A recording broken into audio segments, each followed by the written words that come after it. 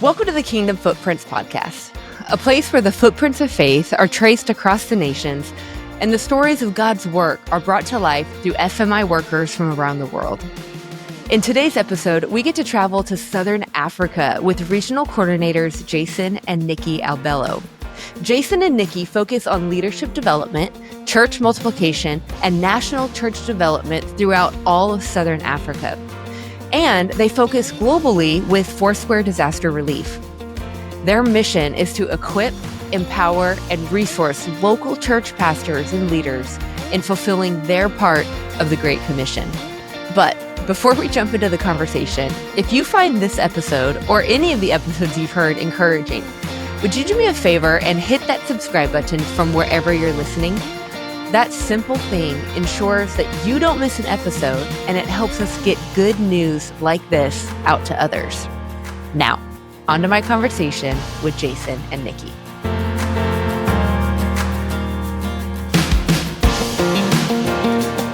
Well, Jason and Nikki, thank you so much for taking time to join me on the Kingdom Footprints podcast. I am so excited to talk about the region and just kind of your role and what God is doing in your part of the world. I'm not being secretive, but we'll jump into that. So anyways, welcome to the podcast, you guys. Thank you. Great to be with you today. Yeah, it's going to be a fun conversation because I know the Lord is doing amazing things down in that South African region. I don't even know the extent of what it covers, but I'm excited to hear about that in just a minute. But hey, before we jump in, would you just tell me a little bit about your family? Like, how long have you guys been married? Do you have kids? Kind of that whole situation. Jason and Nikki, we've been married this August for 30 years. This August 25th is our 30th anniversary.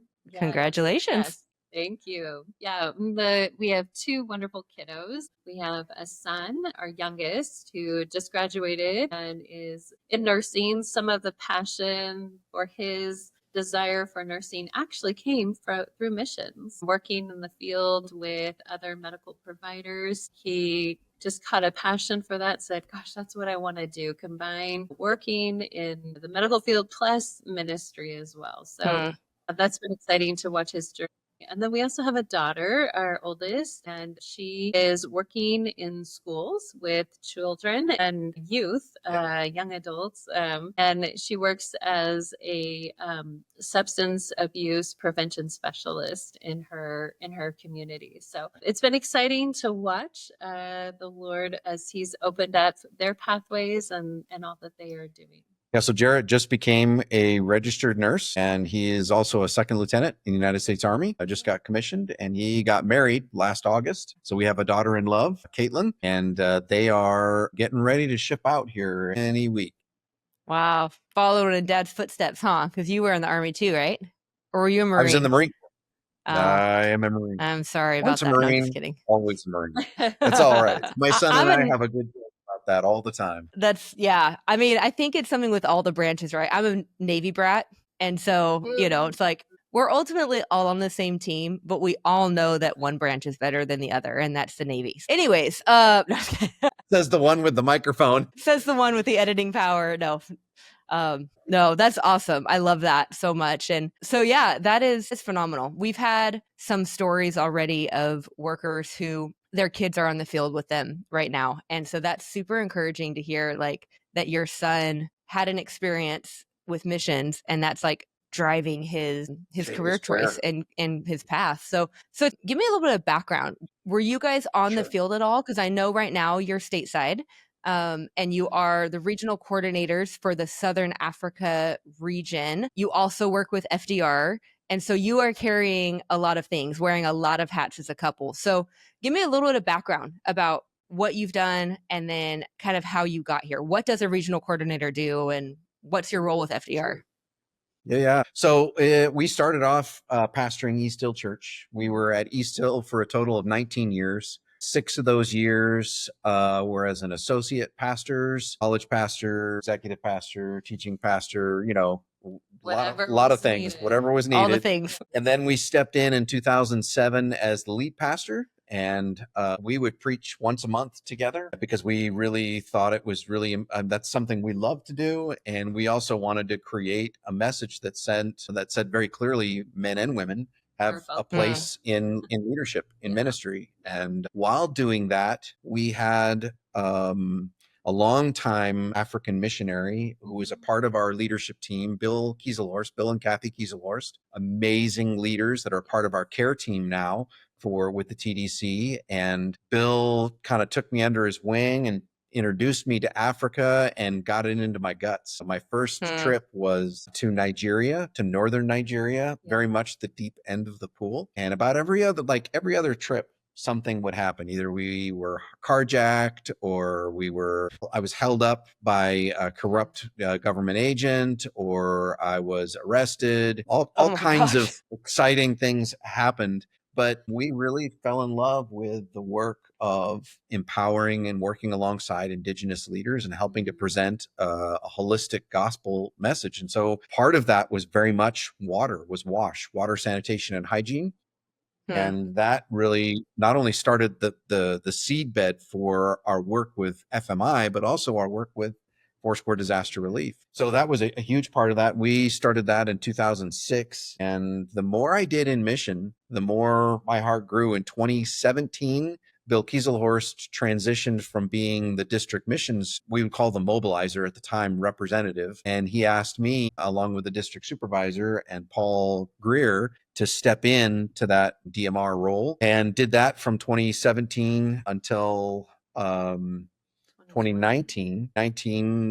I got a word from Genesis 12. The Lord just dropped a word into my soul about go to a place I will show you. And there was just this tension growing in me that I very much I just felt unease in leading the church. The more I was doing with district missions, the more my cup was getting full. The more I would sit in council meetings, it was clear to me that the grace was lifting and that a transition was afoot, but I didn't have language for it. And my very detail-oriented, give me a plan bride. I like plans. She does like plans. And I didn't have one other than I'm like, Lord, I cannot go to Nikki with Genesis 12:1. Go to a place I will show you. I'm like, I need a plan. So I'm wrestling in my quiet time, and Nikki's looking at me and she's just like, what's going on? And I'm like, nothing, I'm fine. And she's like, what's going on? And I rolled it out to her, and her response was only a response that God could bring.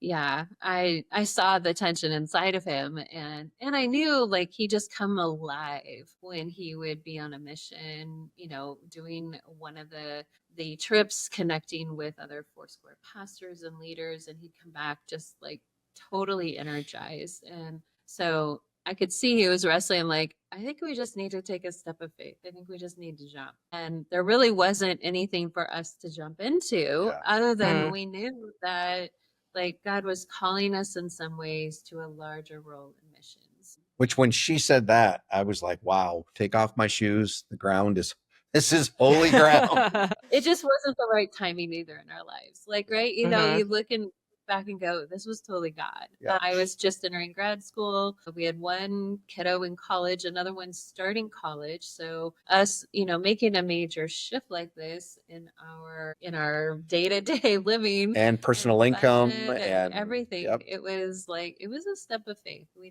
really didn't know like exactly what was next, but we knew like Jason said, it was time. The Lord was leading us. And shepherding East Hill it's a full-time, it's a big church. And so there was and it's funny how God just uses things along the way to prepare you. You're always, pastoring in general is multitasking, but pastoring East Hill, big campus, lots of things going on in lots of different directions. You're never just balancing one thing. And even then I was lead pastor and district mission mobilizer. So I really got good at spinning a number of plates. And so we transitioned in the fall of 2019. And as we progressed that year, it became clear that we were moving towards self-supported work, which was a little bit hard for me. That was very hard for her. That it was really tough, but it was very clear that this was the pathway that we were supposed to go. So Jason began meeting with people. We both began meeting with people as much as I could be involved. And that happened, of course, right in March of 2020. COVID started.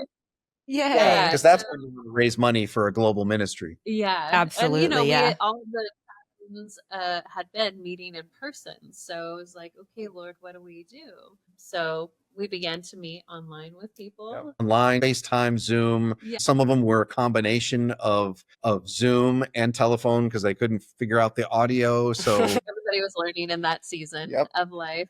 So yeah, we began raising funds in March, and by July 1 or July 30, we had 100% of our support raised. Yeah, God had just Wow. completely highlighted to us, yes, this is the way. Hebrews 4, God's a rewarder of those who pursue him by faith. And it wasn't just that. Every category of the church, when we transitioned the church, we've been working on a real estate deal that would have gotten the church completely out of debt. And by November of the year we transitioned, was signed and sealed, and the church was completely out of debt. First time in its history, at that time, that it had been debt. And then our son got a scholarship. Right. Yeah. So just the blessing, the everywhere, continued out as we took this step of faith. Yeah. And what I'm hearing and what I love too is we all go through seasons of transition, right? Sometimes it's a forced transition where well, I didn't see that coming. Or maybe it's transitioning from something that's not good and not healthy to something that is healthy. But sometimes, like in your guys' case, it's it was transitioning from something that was good and kingdom oriented to something that is good and kingdom oriented. And it's awesome to hear just kind of how you guys navigated that. I'm sure you obviously had lots of conversations with yourselves, with leadership, council, all that stuff. And it's just encouraging to see hey, God doesn't always transition us just from bad to good. He does move us from good to good sometimes, and maybe good to better or impactful, if that makes sense. So, and then the blessings follow, right? All you had to do was be obedient, right? Yeah. Which was hard, but it was sure, because it made on paper, it made no sense. Yeah. From any standpoint, you look at it and you're like, I even had pastors who would come up to me and go, what are you doing? What are you going to do with your family? I'm like, I'm just trying to be obedient. And they looked at me and they're like, what's really going on? Is there what really happened? Is there sin going on? And I'm like, no, we're just following the Holy Spirit. I think that's what we're supposed to be teaching our people to do. And that wasn't everybody. That was just a few that, you're absolutely right. Through a community of discernment, through friends, through people that we've trusted in our life, hey, can you pray with us through this and see what the Lord is leading us into? And it was clear, definitely clear. Yeah. And so many of the leaders around us, even now, comment you're in your sweet spot. You're in your sweet spot. We saw this in you a long time ago. And I'm like, really? And it was news to me, and everyone else is like, no, this fits you exactly right. Yeah. A little bit. When I went on the mission field as well, I was talking with a dear friend of mine. And when I told them, their first response was, finally you've caught on. We've seen this forever, but as a good community, I think does in certain situations, they were just you have to figure this out with the Lord, and I think there's so many people that are listening that might be in that same position of what is there's something stirring. I don't know what it is. And all of their community is it's this, but they just have to figure that out. And I think that's the importance of community is there's safety in that, right? Safety and counsel, wisdom and counsel. And okay. So you guys made the jump, you left this big church, and now what? We stepped into, Frank Greer had invited us to become emissaries to East and Southern Africa. So we started off with 2 regions and Foursquare Disaster Relief. And so we were doing Let me stop you real quick. What is an emissary? Can you explain what an emissary is? An emissary is a domestically based, globally assigned worker that is an invited role by the region and by FMI to help with a specific purpose or purposes, usually in 3 areas, one of 3 areas: leadership development, church multiplication, or national church development. And in our case, it was all three of those areas we were working in both of those regions. And your job really as an emissary is to be a champion of the place that you've been assigned. So if it's a country, that particular country, or if it's a region, that region, and you're partnering with national leaders to help create U.S. partnerships to help bring attention to the region or to the projects that the national leader, the indigenous leader, is saying, hey, this is what's most important here. Awesome. And Cool. so we would do that for those regions, and then also for Foursquare Disaster Relief. Awesome. So tell me a little bit, because I know you said you started off with 2 regions, and I think you said East Africa, right? So that is now, I know, with other regional coordinators now. And so you've got your Southern Africa. Yeah, dear friends of mine. So Southern Africa is no small area. Yeah. So Sure. I know this next question, we could talk an hour about it, but can you just kind of give us, before we jump into what God is really doing in the region, what's the region like? I'm sure that each country has its own flavor, its own flair, but kind of what's the region like? What's the spiritual climate of that region? A little bit of the demographic and yeah, like what's the spiritual need? Awesome. So this is the region of Southern Africa. It comprises 15 nations, everything south of DR Congo and Tanzania. So across the top, Angola, Zambia, Mozambique, and Malawi, and Comoros, Mayotte, and Madagascar, those islands that are there. Everything south of that. And then we serve regional chair, Pastor Xavier Adriance and Heather, his wife. And for just to kind of understand the region, so the region's kind of drawn in that line, and I put the United States there so you get a chance to kind of see, if you slide the United States down into that space, it's about 40 to 55% of the lower 48 states. By population, it's 69% of the U.S. population, so 234.7 million. And there are about 226 languages spoken in the 15 nations. Wow.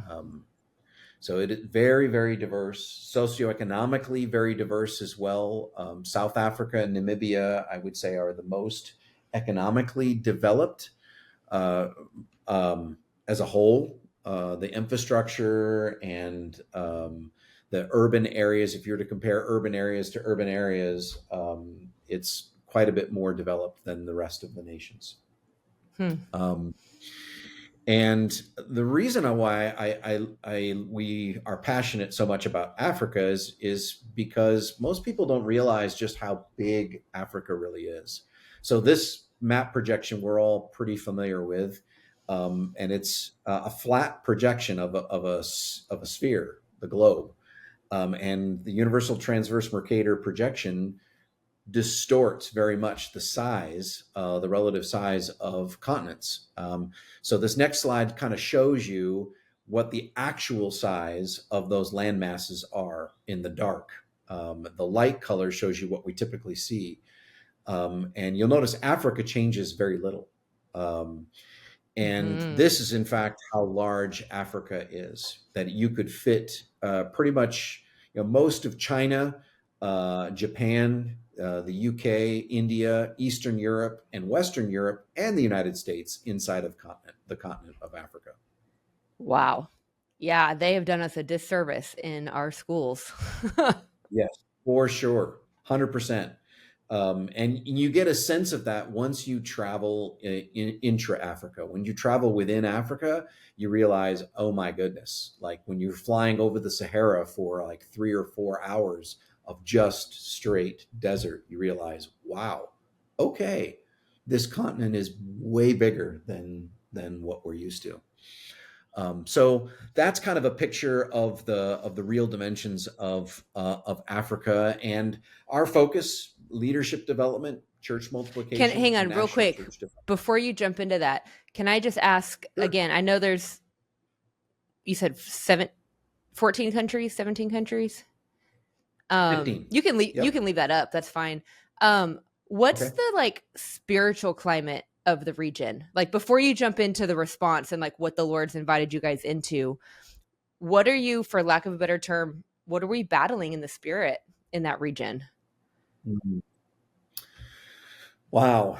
That's a great question because there's a number of things that we're battling and it varies in different nations. In each of the nations, there are tribal religions, animism for kind of a broad brush stroke of in terms of the world religions, that'd be kind of that, and Islam are probably two of the biggest issues that we're wrestling with on that front. And so there are areas of darkness that you're really, and then plain just pure evil that, Mm-hmm. like in Mozambique, there's quite a bit of activity of Al-Shabaab, which is a militant, extreme faction of AQI, Al Qaeda, Mm. that is creating a lot of dangerous situations in northern Mozambique. I don't have a sense yet of Madagascar, Reunion, and Mauritius, Mayotte, and Comoros because I haven't been to those places yet. I've been to everywhere else, though, with the exception of Mozambique and Lesotho. I'm going to Mozambique in just a couple of weeks for my first trip there. Hmm. So you'd be praying for that. Absolutely. But in Yes. all of the other places, the biggest challenge is church multiplication, I would say, and national church development for those nations. Just developing the Foursquare churches. Several of them have had setbacks along the way, and just coming alongside and bringing a consistent, supportive voice to their context, and trying to bring attention to the great work that they are doing. And one of my African leaders a long time ago described it this way, that our job is to come alongside them. We believe in indigenous leadership development. And so we have to find creative ways of giving them just a push. Hmm. Just a push, just a little push, a nudge to help them over the hill that's in front of them, which often is socioeconomic. But even in the socioeconomic, like even in the relief work that we do in the region, we're always leaning into a developmental approach to that. And Hmm. so that's some of the dimensions of stuff it influences the dimensions of stuff we're up against. So Sure. impoverished mindset, spirit of poverty is one of the issues we have to deal with, which has caused a lack of creativity with respect to how to develop things. There's global climate change that is causing increasing drought, which creates other issues for those nations, that affects the church. And there is some, spiritual forces that we're up against that I'm still in the process of trying to name what it Hmm. is. Yeah. But there are some dimensions of really evil things that have been happening to the Foursquare Church in Southern Africa that just keep coming around again. And Paul Greer, our FMI director, and I were talking about that, and he said, there is a spiritual thing, a stronghold that we've got to come against. And I said, I agree. Yeah, for So I sure. think that's a kind of a broad brushstroke. Yeah, no, that's very helpful. I know, like here in my part of Belize, there's a culture, a group of people called the Garifuna people, and they're of East African descent, and so they've brought a lot of like that spirituality through the years and the decades with them. But it's kind of that same thing. It's like I can't quite name it, but I feel like I asked the Lord multiple years ago, why does this town feel so much different than the rest of Belize? Like there's definitely darkness and spiritual things going on, but like this little town feels different. And it's like he showed me there's just this bubble over this area of a spiritual thing that I just can't name. And so when you're sharing, that reminds me a little bit of that, where it's like can't quite name it yet, but we know it's there, so we're going to Yeah. fight it. So that being said, what has the Lord invited you guys into, and kind of the strategy that the Lord's given you for the region to equip and empower Indigenous people, and then to reach the lost? Yeah, so the three areas of leadership development, church multiplication, and national church development in these nations, and several of the nations that we have don't have established Foursquare works in them yet. So it's identifying leadership development and national church development. So using the DLT, the Discipleship Leadership Training material in Namibia. The national leader has wanted to raise up a school of ministry. So Dr. Delinda Higgins, another amazing FMI worker, has come alongside Pastor Festus, the national leader of Foursquare Namibia, and helped raise up a school of ministry. And that's hugely strategic, because then that allows all of the pastors there to begin their development and certification, so that when the government decides to follow suit with many of the other governments of requiring actual theological education, we'll be ahead of the curve. Because several of the nations, that's already started. They've started doing that in Angola, and they've started doing it in Zimbabwe, and it's spreading. And it's coming alongside the leadership team, the regional leadership team, Pastor Xavier Adrianza, and then Festus Nagumbo, and Juliana Musque, and Davis Galero. Coming alongside Heather, who is the Women in Ministry Leadership Regional Champion, and raising up Indigenous teams for Foursquare Disaster Relief in Malawi. And helping plant churches. Like this last year in 2024, 11 churches were planted in the region. Wow. I had very little to do with most of those. Only one of those was I actively involved, and we'll talk about that in a moment. But yeah, we have about 8 nations that we are still working to establish. The ones that we have stuff in right now is 7 nations. 6.5. There's some work still being done in one of these nations in particular, but the work is strong in Angola, Namibia, South Africa, Zimbabwe, Zambia, Malawi, Mozambique, and Zimbabwe. That's where the work is strongest in those nations, which means we have some pioneering work to do in Southern Africa. So these are the nations we don't have work in yet. Okay, that's Lesotho, 1, 2, 3. Madagascar, Mauritius, Reunion, Comoros, and Mayotte. And we may have some restart work to do in another nation. Wow. I noticed you had mentioned women in ministry leadership, and so there's kind of two things I want to kind of go towards. One is, as Foursquare, we very much champion women in leadership, right? We believe that women can hold senior pastor positions, high-level leadership, all of those things, which is one thing I love being a female about our movement. What has that been like in Africa? And this is a complete assumption, but I'm just wondering, culturally, has that been a hurdle to get men and women to acknowledge that females, can function in high-level leadership, and kind of what has that been like in the region with culture and stuff? Yeah. I mean, I can give some perspective, but it'd be good to get Nikki's perspective on this too, as a woman.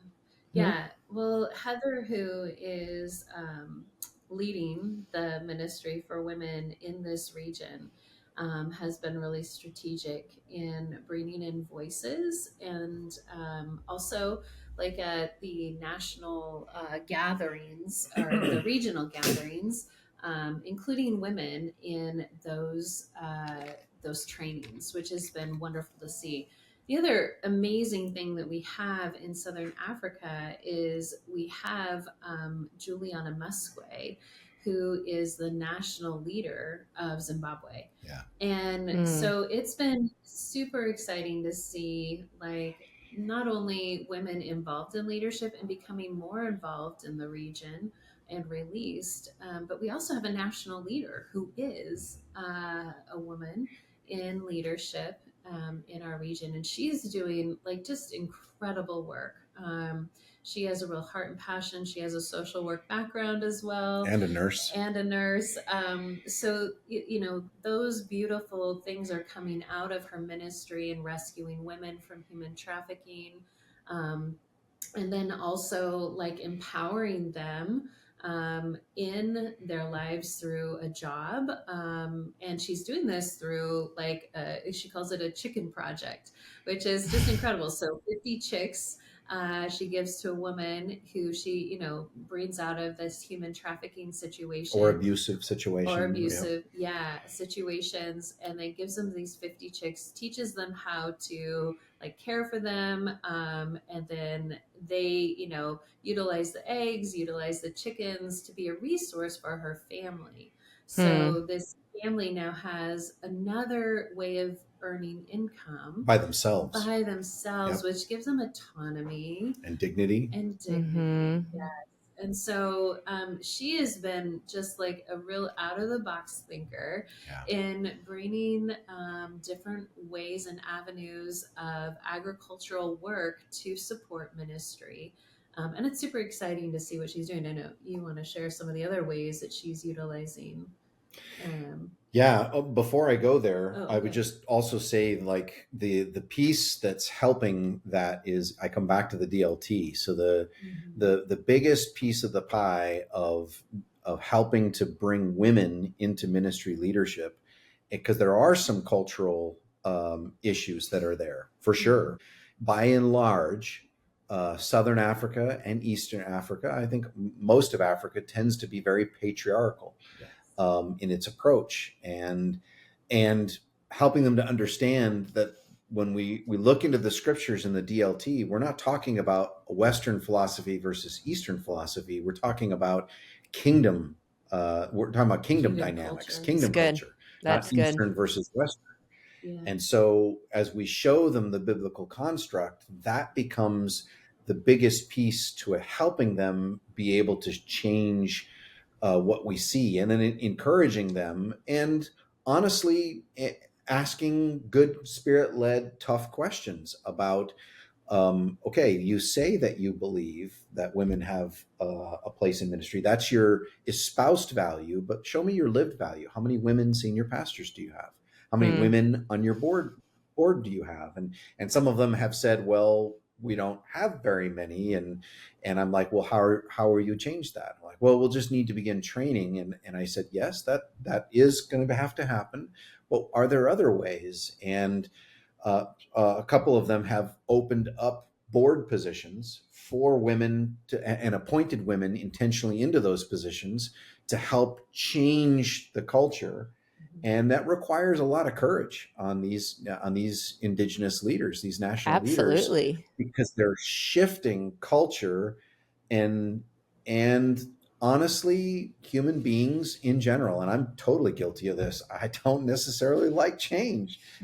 Growth hurts. When going to the gym and you lift weights, it's fatiguing, but it builds muscles, and that's the beauty of what we're starting to see. And so Juliana's presence absolutely helps that, because as part of the regional team, she speaks to the other national leaders and encouraging them. This next year, we've got a retreat in Zambia where we're bringing we're trying to bring women leaders from not just Zambia, but from other nations in to be invested in and encouraged. And so we're actively looking for partners to help us in that endeavor, because that requires resource to develop them. And I have a slide later on I can show you that shows the number of women that Zambia has just licensed this last year. Of the 10 or 11 who were licensed, 5 or 6 of them were women. So more Wow. than 50% of, or close to 50%, I can't remember whether it was 10 or 11 that we licensed and ordained, but like 5 or 6 of them were women, which is huge. Yeah. A big push in the arm there. And what I also love about Juliana is her creativity. She is relentless in, she just will not she will not take no, and just keeps finding ways around. So chicken projects, she came up with a cow project for we thought this together at our dining room table in Gresham, Oregon. We brought her in, and there isn't a way for the board to be able to function without outside investment, because the church hasn't grown to the place to be able to support financially the activities of the board, because this Zoom does not work in most of these contexts because the electronic infrastructure just isn't there. Sure. It's not supported. Like in Zambia, the national leader, Boniface Mwanza, Pastor Boniface has like 3 hours of electricity during the day. Wow. You can't get much done. The 3 hours are usually between the hours of like 1 a.m. and 3 a.m. Their time. So it's challenging. So trying to find creative ways. So the Cow Project is essentially finding partners to help them create a starter herd, and that herd reproduces within the span of about 12 to 15 months.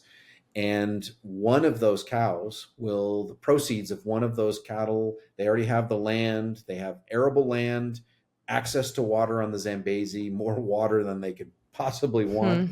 And in 15 to 18 months, they will have those cattle ready. One of those cows can go to market. The rest of them can continue reproducing.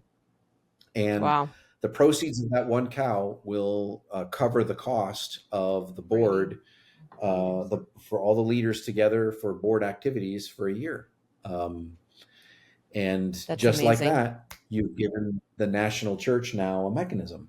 Right. Yeah. That they can maintain on their own and continue to build and grow. And Juliana's idea there, the Angolan national leader heard it and went, wait a minute, cows don't work in our context because it's urban in Luanda, but chickens could work. What about chickens? And so now he's going to school learning what they do in Zimbabwe so that they can do that in Angola. And so now you've got that development happening there. So there's cross-pollination of ideas and thoughts, and especially when resources are a huge barrier to. Yeah, you got to get creative for sure.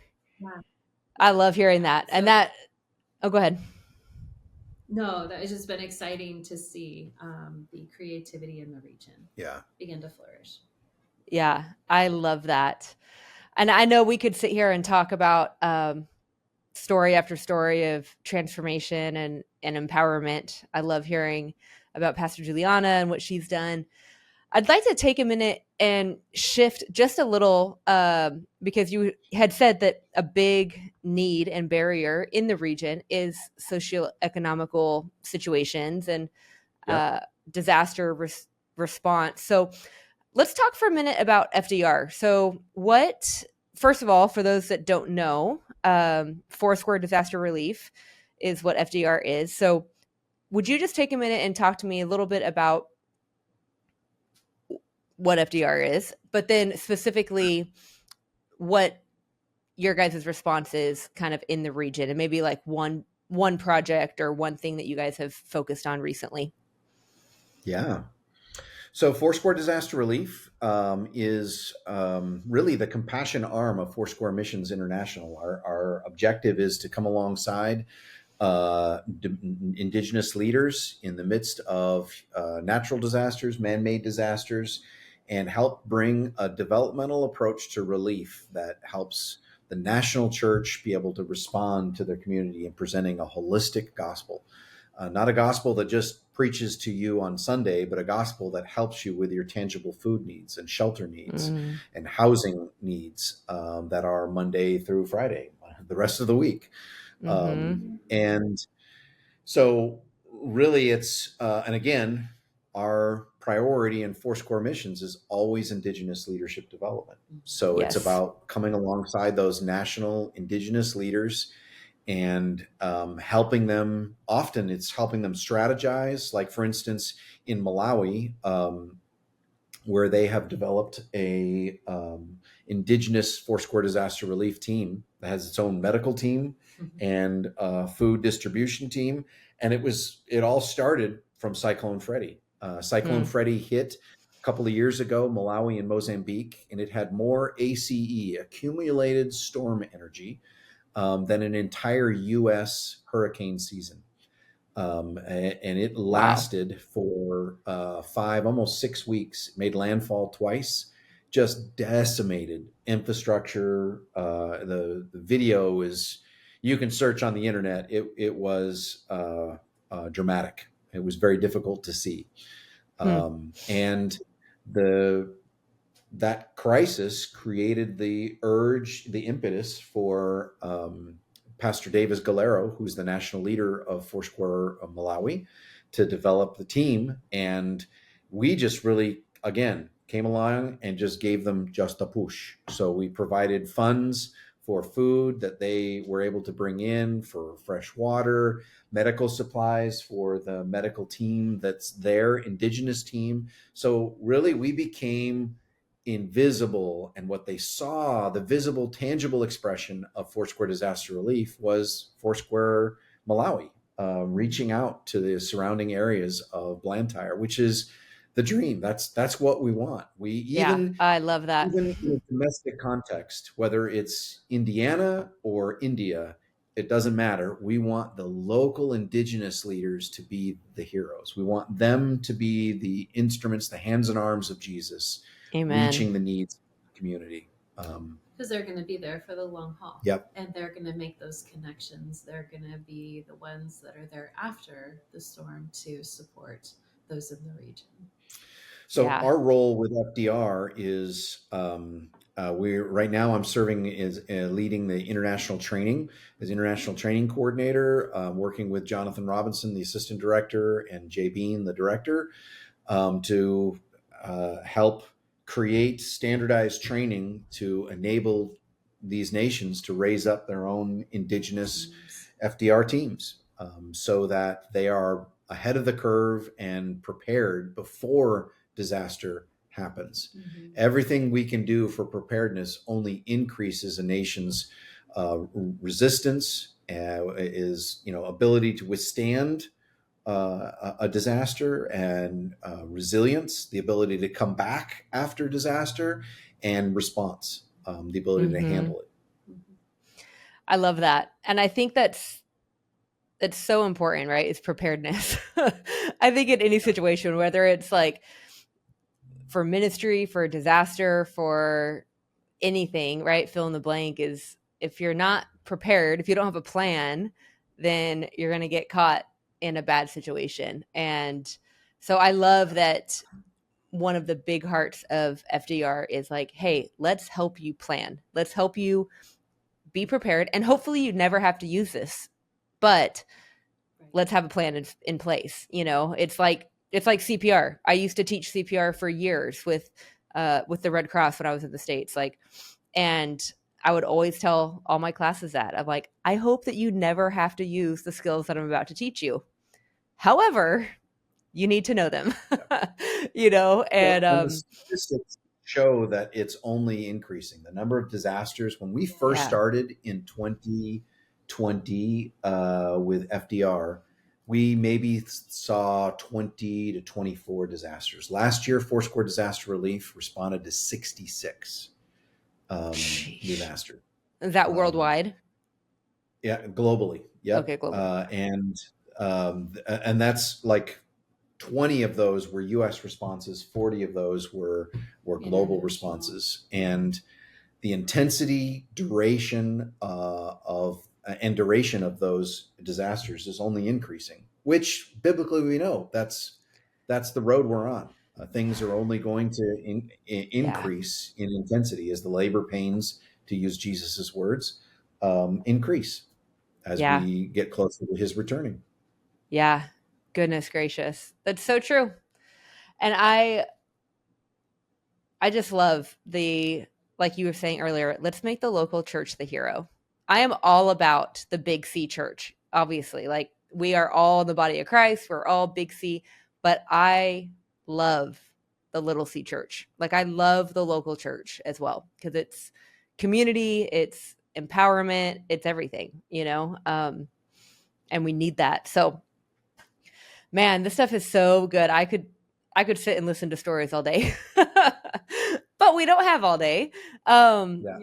So I just want to ask, kind of as we're wrapping up, two questions. One, if someone's listening and they're like, "Hey, I want to get connected to Southern Africa. Like, I want to go on a trip, or I want to just find out more and hear more stories." Or, hey, I want to get connected with FDR. How can people get connected to you guys? Well, one thing for sure, I would say send me an email at jasona@foursquare.org. No, J. Albelo, sorry. Let's try Albelo. I was again. like, that doesn't feel right. No, it isn't right. Try that again. So one thing for sure is they could get in contact with me, send me an email at jalbello@foursquare.org, and I can be able to connect them. They can go to the website, the FMI website, and look at Southern Africa as a region. And there are regional priorities and projects that we have there, which they can be a part of. And we have trips that we are taking. I'm taking in October. This trip is already full, but I've got a trip of 9 pastors that I'm taking to Zimbabwe and to South Africa, so they can see with their own hands. They're going to be part of helping to teach DLT. Then I have a second trip that we've already planned in February for another 9 pastors to come and do the second part of that DLT. So the first part is hermeneutics. The second part will be ecclesiology. And we have pre-trip meetings where they're going to learn all of that stuff. So those are two ways for sure that they could be a part of that. Do you guys have a newsletter or anything that people can join, or?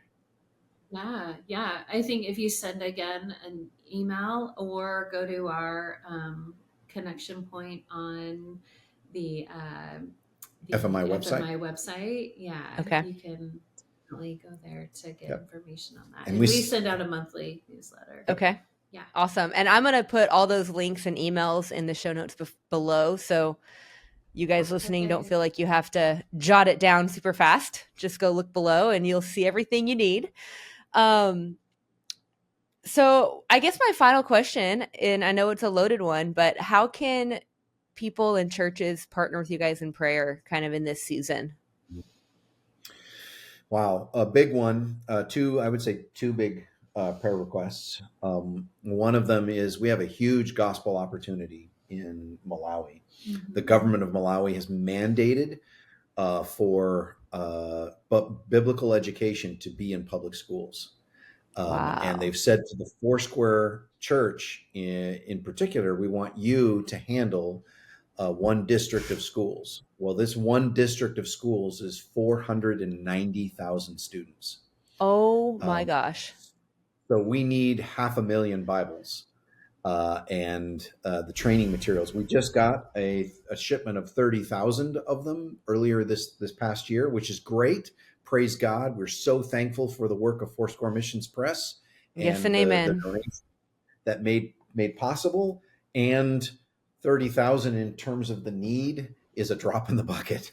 We need about like 6 more of those to be able to get to make a dent really in what we're after. Wow. So and I thought my 500 Bible need was a big one. It's nothing compared to 500,000. Well, and you're really talking about changing the trajectory of a nation. So Amen. That's 500,000 students. So 500,000 students, you're going to change the next generation in biblical literacy, in relationship with Jesus Christ, because they're going to know more than the Bible. They're going to get to know the person, the triune person of God in the scriptures, who meets them in the scriptures. And so that's a huge prayer request. And I think probably the other one is this is a big transition year for us. Yeah.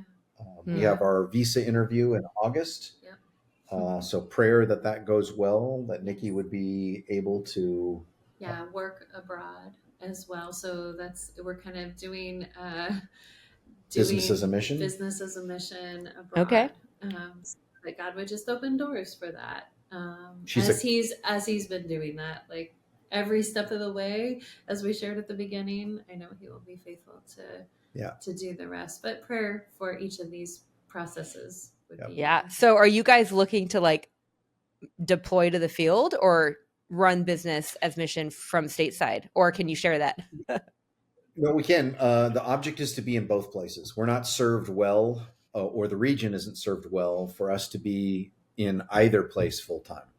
Because the object of a regional coordinator is to create partnerships for the nations. And so we really do need our feet in both worlds so that we can connect with U.S. churches, cast vision for what's going on in Africa, but then be in Africa to help learn what the vision cast in each of those places is and help facilitate all of the partnerships that are happening.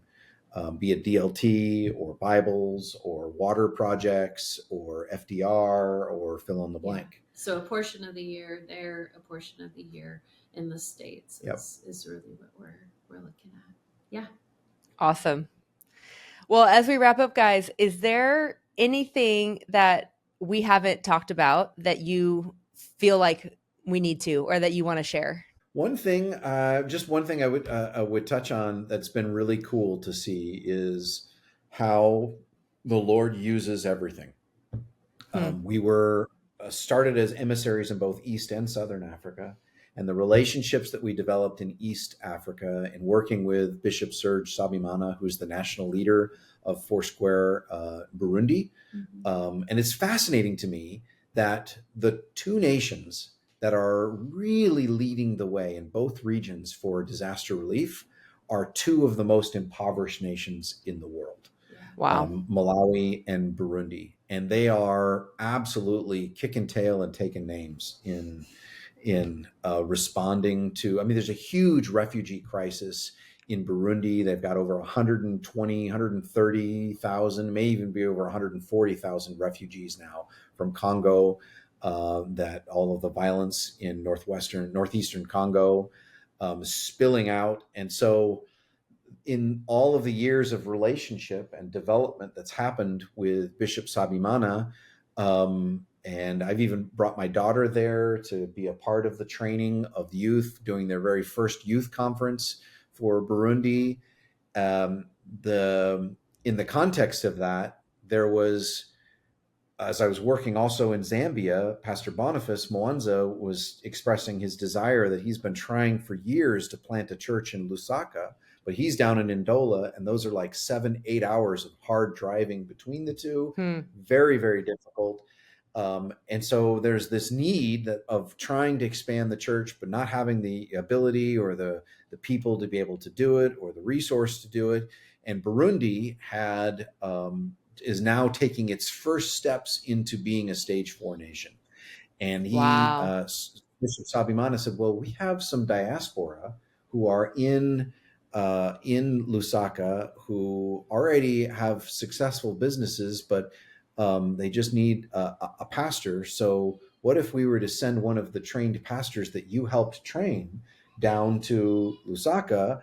And so I put Serge and Bishop Sabimana and Pastor Boniface in a room together, and they just started dreaming together. And the next thing you know, there's a brand new Foursquare church in Lusaka that is already baptized 25 new people and had a couple of marriages. It's all the life of the local church is happening. So that's been really cool to see. God is I love that. Like every place you go, as preparation for the next step. And some of these for sure connections led to church planting, has led to the furtherance of the gospel in a nation, which for sure. Cool. So, yeah. I love hearing those stories. And like you said, like it's scriptural too, right? God works everything together for good, like all things together for good for those who love him and are called according to his purpose. And Amen. everybody that you've spoken about and that you've talked about are clearly called and anointed by the Lord. They may not see it like at first, but through your guys' obedience and the obedience of other people, they are walking out their calling. And like you said, the Lord's using everything that you've gone through, that they've gone through, to reach and impact that nation and that region. It's a beautiful, beautiful thing. And it's humbling that we get to be a part of stuff like this, you know? I think about even just, you know, these kids that come to my house every single day. It's humbling to be able to be a part of it because they feel safe here. They feel seen here. So, man, that is amazing. Thank you so much for sharing all of those stories. And I know there's so much more that we could have talked about.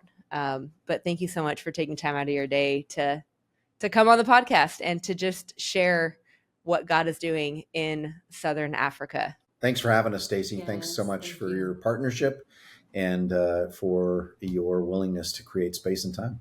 Yeah, for so many leaders. Yeah. What a blessing. What a blessing. Absolutely. Thank you so much. Friends, wasn't that a phenomenal conversation? First of all, the fact that I had known this, but the fact that Africa is so stinking big, 3 hours to fly across the Sahara. Geez, I didn't realize that part of it. But even more than that, I just loved hearing what is going on in Southern Africa, in all of those countries that are in the south of Africa, and just how the Lord is moving. I love that Jason and Nikki get to go and empower local leaders to raise up national churches and national works. I loved hearing about what God is doing through FDR in both preparedness and response, and how FDR's heart and passion and desire is to equip the local church, to make the local church the hero. That's what it's all about. It's not about FMI or FDR. It's about the local church fulfilling their part of the Great Commission. Hey, if you guys want to partner financially with the Albelos or the work that's going on in the region, you can do that. And so if you feel moved to support their work, like you heard them say in the episode, they spend part of the year in the US and part of the year in Africa, and that's not cheap. You can click the link below and definitely partner with them there. If you want to see about what projects are going on regionally, and if there's something that you want to get involved with as a church, you can also go to the link below. It's the regional page on the Foursquare Missions website. And you can see all the projects that are going on. You can give there through Classy, or if you happen to be a Foursquare church, you can actually give via e-tithe to both the Albelos and to regional projects. So if that's something you're interested in, I encourage you, click the link below, see what's going on a little bit more. You heard them say, you can connect with them on email. They send a newsletter out. All that information is down below. And so they would love to connect with you and tell you even more stories of what's going on in Southern Africa and how you can be involved, how you can be praying. We were just not able to get through it all today. So until next time, remember, act justly, love mercy, and walk humbly with your Lord. You are on mission, no matter where you're at, whether it's in your backyard, across the street, or around the globe.